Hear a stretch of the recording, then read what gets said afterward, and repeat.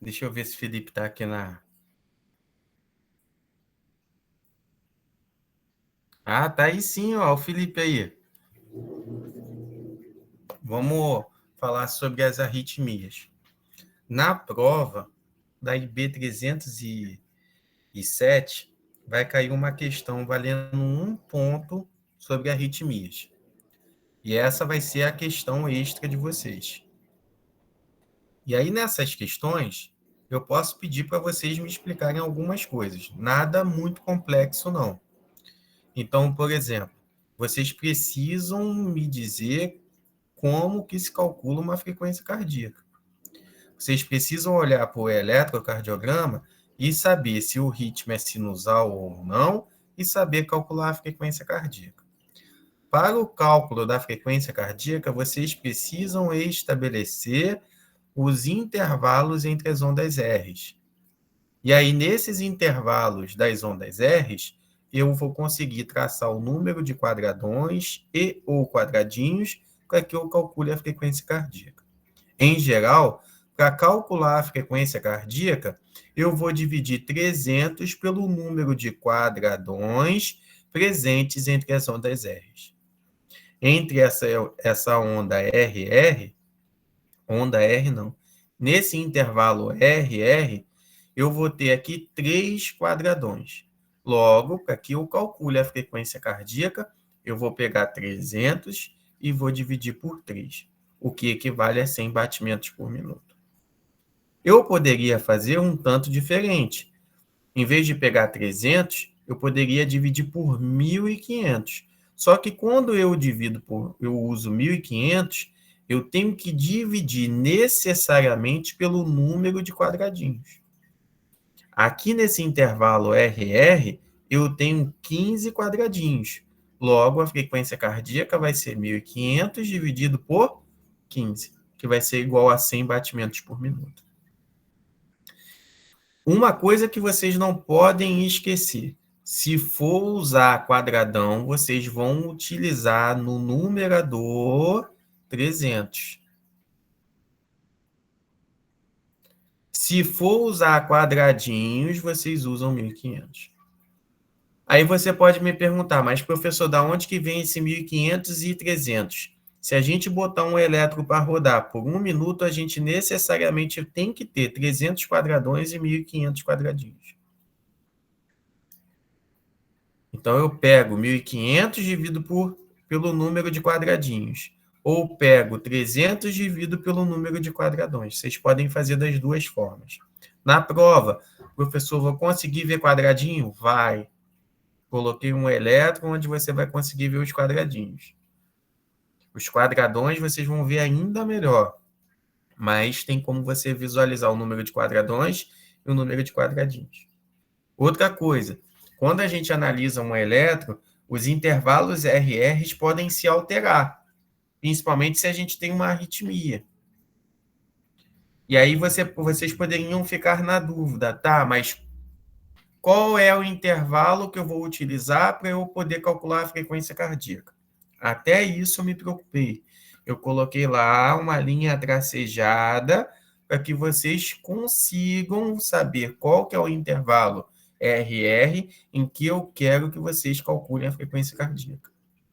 Então, vai ter uma linha tracejada indicando qual que é o intervalo RR. Aí vocês vão pegar 300 e dividir pelo número de quadradões. E aí você vai ter lá o resultado da frequência cardíaca. Só nisso é meio ponto na prova. Na minha opinião, não está difícil. O que torna a questão das arritmias difícil? Você saber qual que é o tipo de arritmia. De fato, isso gera uma dificuldade. Para a gente que está explicando e que está falando isso ao longo de anos, pode parecer fácil, mas para vocês que estão vendo isso pela primeira vez, ou que viram muito poucas vezes, eu entendo que existe um nível de dificuldade. Ainda assim, na prova não vai cair nada com o intuito de prejudicar vocês. Vão cair elétrons muito, muito, muito nítidos. Tá bom? E aí, o que vocês também precisam saber? Para que um eletrocardiograma ele seja considerado um ritmo sinusal, ele precisa atender necessariamente 4 pré-requisitos. Primeiro, os intervalos RR precisam ser constantes. Segundo, eu preciso ter sempre o complexo QRS vindo após a onda P. Se depois de uma onda P vem outra onda P, isso não é ritmo sinusal. Terceiro, o meu intervalo PR não pode ser maior do que 0,2 segundos, ou seja, não pode ser maior do que um quadradão. E quarto, a frequência cardíaca precisa ser compatível à demanda metabólica. O cachorrinho está lá na maca, num consultório, fazendo eletro. Faz sentido a frequência cardíaca dele estar a 200? A 250? Mesmo estando mesmo estando ali numa situação de apreensão com a presença do médico veterinário? Isso não faz o menor sentido. Né? Então, a gente precisa entender que para que a gente tenha um ritmo sinusal, é necessário se preencher 4 pré-requisitos. Primeiro, os intervalos RRs precisam ser constantes. Segundo, a onda P precede complexo QRS. Terceiro, eu preciso ter um intervalo PR não maior do que 0,2 segundos. E quarto, eu preciso que a minha frequência cardíaca seja compatível com a demanda metabólica. Se eu tiver esses 4 pré-requisitos, eu tenho um ritmo sinusal. Caso eu não tenha, eu tenho um quadro de arritmia, ou seja, alteração do ritmo do impulso elétrico, que leva à contração do miocárdio. E aí eu tenho diferentes arritmias. Eu tenho primeiro as taquiarritmias. Se são taquiarritmias, são arritmias que vão culminar com o aumento da frequência cardíaca. E aí eu peço que vocês não se preocupem, que na primeira chamada eu não vou cobrar os mecanismos que induzem essas taquiarritmias. Então, eu não vou cobrar retardo da pós-despolarização, eu não vou cobrar reentrada, eu não vou cobrar foco ectópico. Mas eu vou cobrar eletrocardiogramas nos quais vocês terão que me indicar qual que é o diagnóstico. As taquiarritmias, como eu havia explicado para vocês, elas vão ser desencadeadas por fenômenos de reentrada ou quando a gente tem um foco ectópico. Seja nessas duas circunstâncias, a gente vai ter uma alteração da taxa de impulsos elétricos que atinge o miocárdio, favorecendo com que a gente tenha um aumento da frequência cardíaca. Essas taquiarritmias, as mais importantes são as taquicardias paroxísticas. São aquelas taquicardias que não tem hora nem momento para terminar. Então, a minha avó, por exemplo, ela estava vendo novela, do nada ela tinha um ataque arritmia. Do nada. Vendo novela. Isso começava, e assim, começava de uma hora para outra, e a gente levava para o hospital. Quando chegava no hospital, ela já não estava tendo mais ataque cardíaco. E aí o médico, ele até desconfia ali desconfia até dos pacientes que estão indo para o hospital sem ter um problema. Mas a realidade é que, às vezes, o que acontece? O cara começa a desenvolver subitamente ali uma taquicardia paroxística, aí chega no hospital, passou. Aí o elétrico não vai conseguir avaliar essas alterações. É por isso que alguns pacientes têm que ficar com mapa, né? Eles têm que fazer um monitoramento da frequência cardíaca por 24 horas, para ver se consegue pegar algum episódio de taquicardia paroxística. E aí essas taquicardias paroxísticas, elas podem ser supraventriculares ou ventriculares. As taquicardias supraventriculares, em geral, o que a gente vai observar? Os complexos QRS estão normais. Os complexos QRS estão normais, porque as vias de condução elétrica também estão normais. Agora, na taquicardia ventricular, a situação é mais perigosa. Mas por que é mais perigosa? Primeiro, os complexos QRS vão ser de altíssima amplitude, então você vê a amplitude muito maior do que na taquicardia supraventricular. E você não consegue visualizar muito bem os complexos QRS, porque isso vai acabar refletindo uma condução anormal do impulso intraventricular. E essa arritmia, ela é muito, muito mais grave, porque ela é precursora, ela pode progredir, evoluir para uma fibrilação ventricular que pode causar o óbito dos pacientes. Então, viu o complexo QRS, bizarro, com altíssima amplitude, taquicardia ventricular. E aí tem um macete que eu vou dar para vocês. Sempre quando vocês forem analisar um eletro, primeira coisa que vocês vão ver é o intervalo RR. Estão regulares? Beleza. Depois, vai ver o intervalo PR para ver se não é maior do que um quadradão. Terceiro, avalia se sempre depois da onda P está vindo o complexo QRS. Aí você consegue determinar se é ritmo sinusal ou não. Aí o que eu aconselho vocês? Avalie a frequência cardíaca. Se tiver uma taquicardia, isso já vai direcionar o pensamento de vocês para uma situação de taquicardia supraventricular ou ventricular. Só que na prova eu vou colocar uma coisa muito, muito, muito característica. Inclusive, os elétricos que eu vou colocar na prova, eu fiz com vocês a demonstração em sala de aula. Então, viu uns complexos QRS altamente bizarros, com aumento da sua amplitude, taquicardia ventricular. Se eu tivesse que calcular a frequência cardíaca aqui nesses intervalos RRs, a frequência cardíaca ia estar batendo quase 250. Ia estar batendo 200, 250. O que é muito, muito alto. Aí vamos lá. Eu também preciso falar com vocês das fibrilações. As fibrilações, elas são circunstâncias que vão fazer com que o músculo cardíaco elas tenham um tipo irregular de contração. Vão ser contrações muito ineficazes que não vão conseguir gerar a propulsão do sangue, o que pode afetar, inevitavelmente, o débito cardíaco. Esse mecanismo de fibrilação ele pode atingir tanto os átrios quanto os ventrículos. Então, se vocês observarem aqui, esse traçado eletrocardiográfico, eu não consigo ver onda P. Se eu não consigo ver onda P, vocês já devem saber que não pode ser ritmo sinusal. Não estou vendo onda P. No lugar da onda P, eu vejo oscilações elétricas, e essas oscilações elétricas são refletidas por pequenas ondulações aqui no eletrocardiograma, onde eu deveria visualizar a onda P. Essas ondas sutis no lugar onde a gente deveria observar a onda P, ela é chamada de ondas F. E qual que é o perigo dessa fibrilação atrial?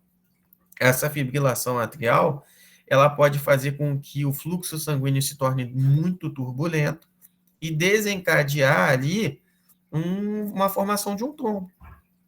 Esse trombo, ele sai do coração em direção aos pulmões, gerando tromboembolismo pulmonar.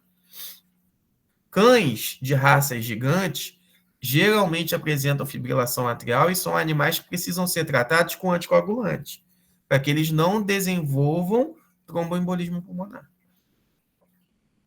E na sala de aula, eu fiz com vocês uns 2 eletros, eu avaliei 2 eletros, em que a gente vê essa fibrilação atrial muito nitidamente. E a fibrilação ventricular? A fibrilação ventricular ela é gravíssima. Por que ela é gravíssima? Porque se o ventrículo não consegue contrair de maneira adequada e vigorosa, eu não tenho débito cardíaco. Se eu não tenho débito cardíaco, o paciente ele vai ter uma parada cardíaca.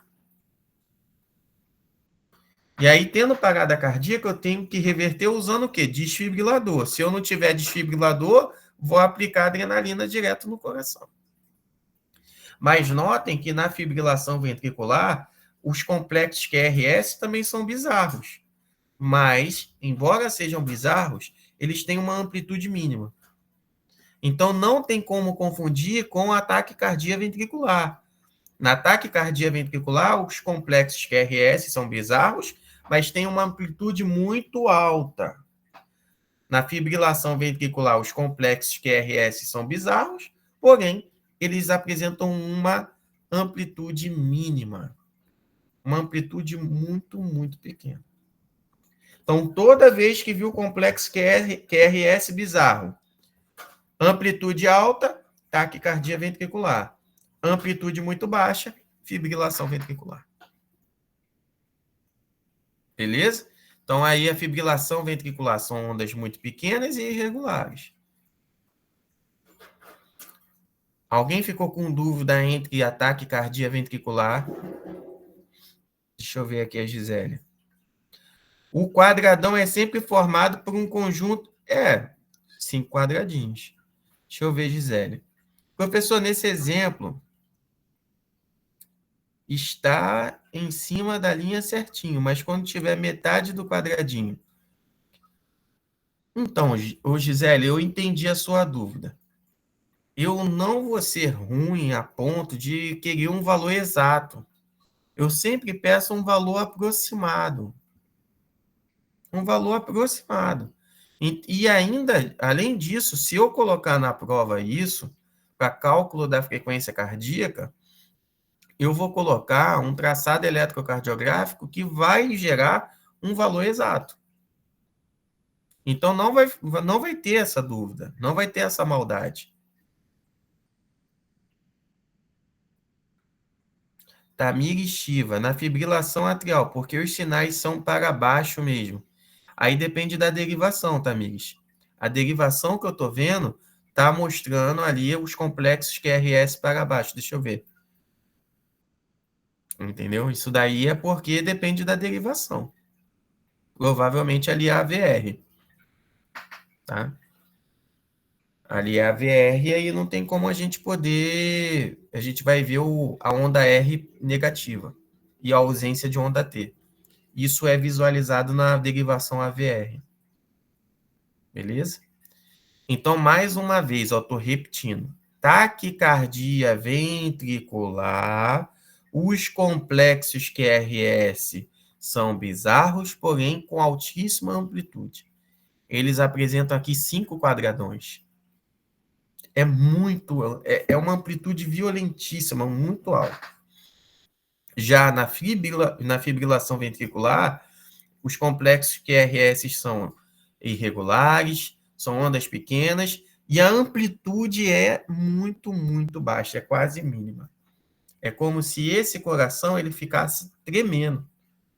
Ele fica ali fibrilando, são como se fossem verdadeiros tremores, oscilações musculares. Perfeito? Aí vamos lá. A gente falou das taquiarritmias. E aí a gente precisa falar das bradiarritmias. As únicas bradiarritmias que a gente estudou na aula foram os bloqueios atrioventriculares. E esses bloqueios atrioventriculares vão resultar na queda da frequência cardíaca. O bloqueio atrioventricular ele pode ser de 3 graus. Eu tenho um bloqueio atrioventricular de 1º grau, de 2º grau e de 3º grau. No bloqueio atrioventricular de 1º grau, o intervalo PR, ele necessariamente precisa ele precisa ser prolongado. Ele precisa ser maior do que um quadradão. Portanto, ele vai ser maior do que 0,2 segundos. Tá? Então, ele vai ser maior do que 0,2 segundos. Vai ser maior do que um quadradão. No bloqueio atrioventricular de 2º grau, que também é uma bradiarritmia, a gente geralmente vai ver uma relação de ondas P para complexos QRS. Sempre depois da onda P, deveria vir um complexo QRS. Só que aqui, depois da onda P, está vindo outra onda P. Então, no bloqueio atrioventricular de 2º grau, a gente tem uma relação de duas ondas P para um complexo QRS. 3 ondas P para um complexo QRS. E aí, na prova, eu posso colocar um traçado semelhante a esse daqui e perguntar, primeiro, por que eu sei que não é ritmo sinusal? Primeira coisa que eu posso perguntar, eu coloco um traçado e aí pergunto para vocês, por que eu sei que não é ritmo sinusal?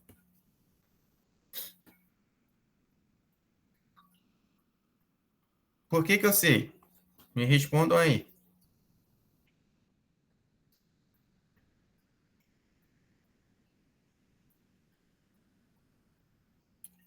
Hein, meninos? Por que eu posso afirmar? Porque não tem onda, não tem o QRS depois da onda P, justamente isso. Aí posso perguntar aqui, qual que é a frequência cardíaca? O que vocês vão fazer? Eu vou colocar lá um intervalo RR com uma linha tracejada e vocês vão ter que calcular a frequência cardíaca. Aqui tem, nesse intervalo RR, 1, 2, 3, 4, 5, 6, 7. Logo, a frequência cardíaca é 300 dividido por 7. A única arritmia que a gente estudou que vai causar uma bradicardia é o bloqueio atrioventricular. E o bloqueio atrioventricular de terceiro grau? No bloqueio atrioventricular de terceiro grau é uma verdadeira bagunça. Eu tenho uma independência dos átrios e dos ventrículos. O que eu vou perceber? Ó? Eu tenho aqui, depois da onda P, outra onda P, já é uma arritmia. Segundo, eu posso ver uma onda P colada ao complexo QRS, o que indica que os átrios e os ventrículos estão contraindo de maneira simultânea. Quando isso acontece, contração atrial e ventricular simultaneamente, eu tenho uma verdadeira independência entre átrios e ventrículos, eu tenho uma perda de sincronização, e isso desencadeia aquilo que nós chamamos, caracteriza aquilo que nós chamamos de bloqueio atrioventricular de terceiro grau. Tá? Então, o que caracteriza o bloqueio atrioventricular de terceiro grau é uma queda muito grave da frequência cardíaca, a presença de ondas P coladas aqui no complexo QRS, e aí eu posso fechar o bloqueio atrioventricular de terceiro grau.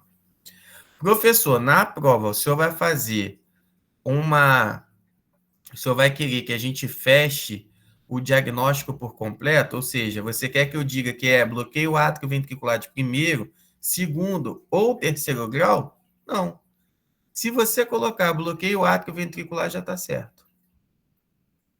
Já está certo. Isso quem tem que cobrar é o professor da clínica. Eu preciso que vocês saibam que isso é um bloqueio atrioventricular. Eu tenho uma arritmia que cursa com queda da frequência cardíaca. A de primeiro grau, eu tenho intervalo PR maior do que um quadradão. Na de segundo grau, eu tenho uma relação de duas ondas P, três ondas P para um complexo QRS. E na de terceiro grau, eu vou ter ali a independência total dos átrios e dos ventrículos, a falta de sincronização. E aí eu visualizo necessariamente complexo QRS junto com onda P. Ou seja, átrios e ventrículos contraindo de maneira simultânea. Além disso, em geral, quanto maior o grau desse bloqueio atrioventricular, maior vai ser o impacto sobre a frequência cardíaca. Em geral, os bloqueios atrioventriculares de terceiro grau são extremamente graves, apresentam uma queda absurda da frequência cardíaca. A frequência cardíaca pode chegar a 30, 35, e nessas situações não adianta fazer tratamento farmacológico. É muito importante, inclusive, a implantação de marcapassos artificiais. E aí, na prova, eu posso colocar um traçado eletrocardiográfico, e aí eu peço para vocês calcularem a frequência cardíaca.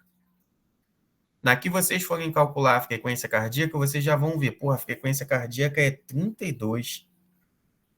Tá, vamos ver se isso daqui é ritmo sinusal ou não. Aí vocês vão ver duas ondas P seguidas.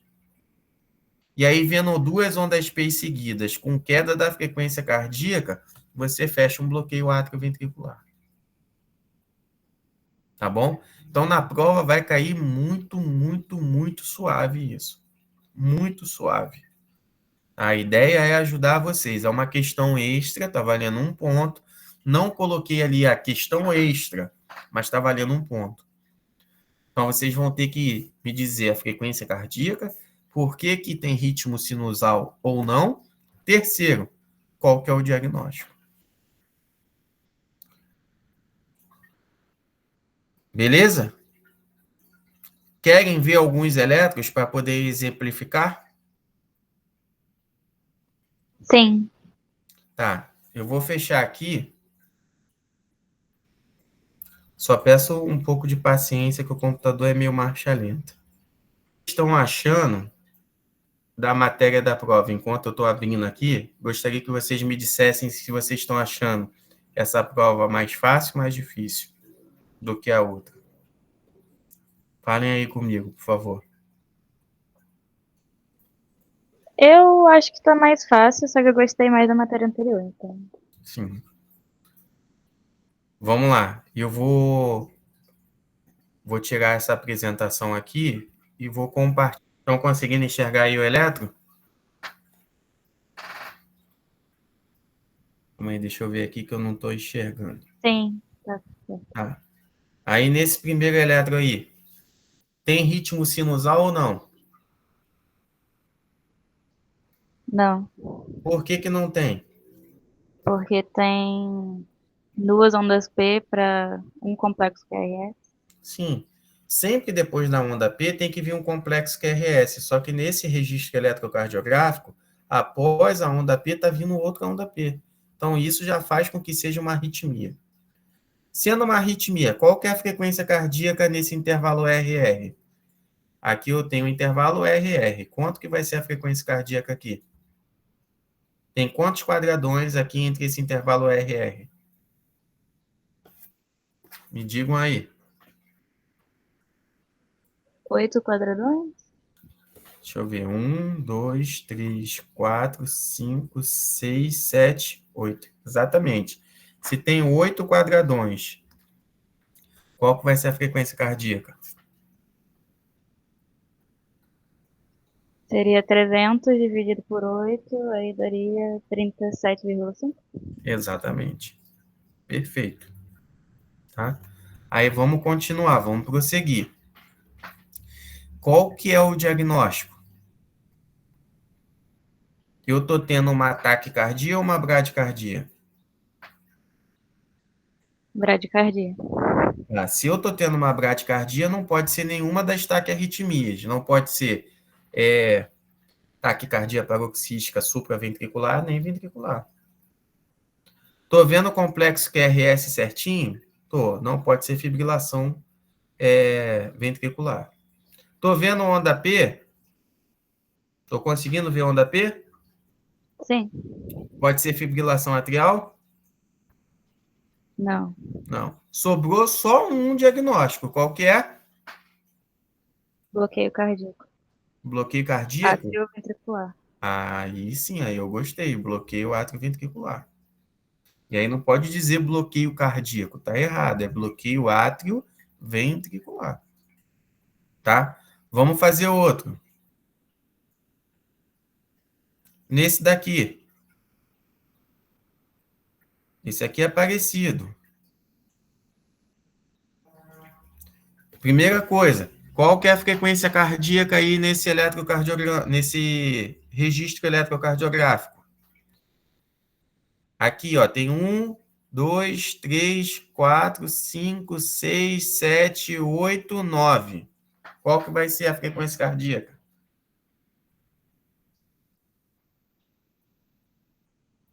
Diz aí, Maria Vitória. 33,3. Exatamente. Vamos lá. Tem ritmo sinusal?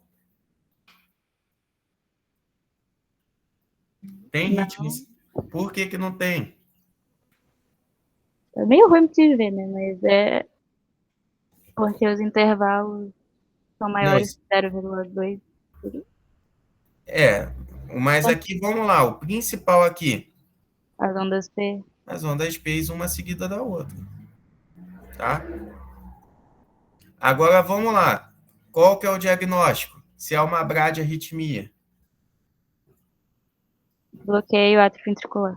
Exato. Não vai dizer bloqueio cardíaco, é bloqueio atrioventricular.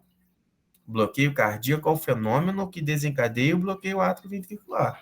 Tá? Outro elétron. E esse daqui é legal, ó. Esse é difícil. Esse aqui é difícil.